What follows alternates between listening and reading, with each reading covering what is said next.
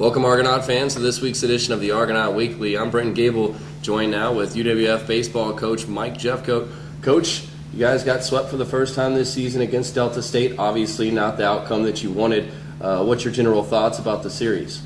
Well, we're not playing good right now, and Delta State pretty much took us to the woodshed. Hadn't been swinging the bat very well the whole month of March, and been pitching it pretty decent and catching it pretty decent, but just a lot of inconsistencies up and down the lineup.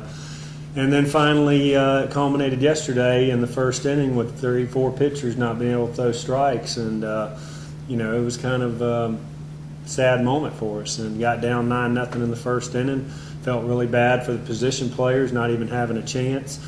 We had some opportunities, but again, this club is struggling with some confidence right now. We've got to find a way to right the ship. And you talked about the tough first inning you guys faced the other day. It seems like the past couple of weeks the Argo starters have had a real hard time getting out of that first inning. What do you think attributes to that, why it's been so difficult in the first inning for the starters? I don't know. I mean, our pregame preparation and getting those guys ready is no different than we've always done. But maybe that's something we definitely need to look at. Sometimes it just goes in cycles. We talk about, comparing it to a boxing match, that you can get knocked out in the first inning, and you need to make sure you're good and hot and take it like it's a ninth inning, game that you're going to close out to get the momentum started. So, I can't put my finger on it. It's kind of become infectious. We certainly got to change that. It starts at the pitching staff, and especially when you're at home, you want to get a 1-2-3 inning and get in the dugout and see if you can build some momentum in the offensive end.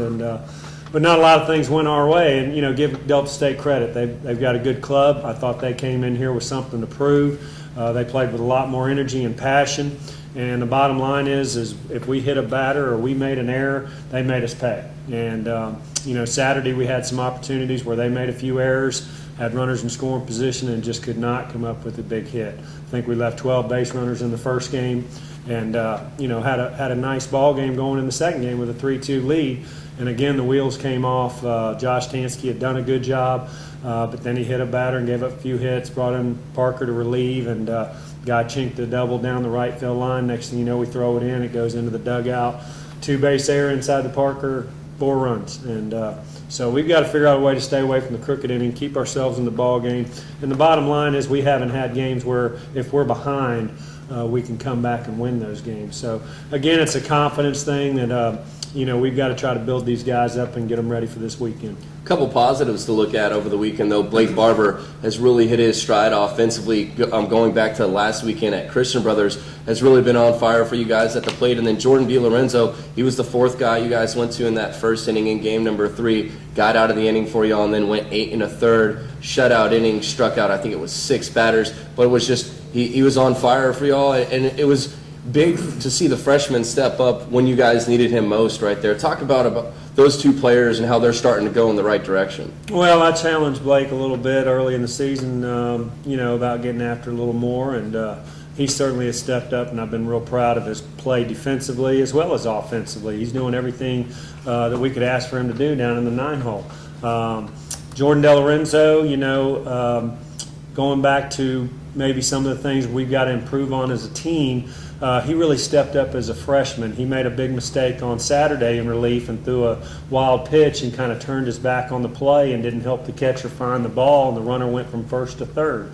And, I got on him a little bit, and the first thing that he did on Sunday morning at BP is come up to me and apologize, said it was his fault, it wasn't going to happen again. And that kind of accountability we need throughout the whole team. Guys just saying, man, I screwed up, I'm not getting it done, we've got to get better, I've got to get better as an individual, I've got to be a better teammate. And then that attitude, I think, carried over to him going out there saying, I've got to help this team. And, he was lights out for, 8 1/3 or whatever it was. And unfortunately, we just couldn't come back in that game. Well, the Argos will look to bounce back on Tuesday against Spring Hill at 5 p.m. and then hit the road to go to Alabama Huntsville to continue Gulf South Conference play this weekend. You can follow all the action live right here at GoArgos.com.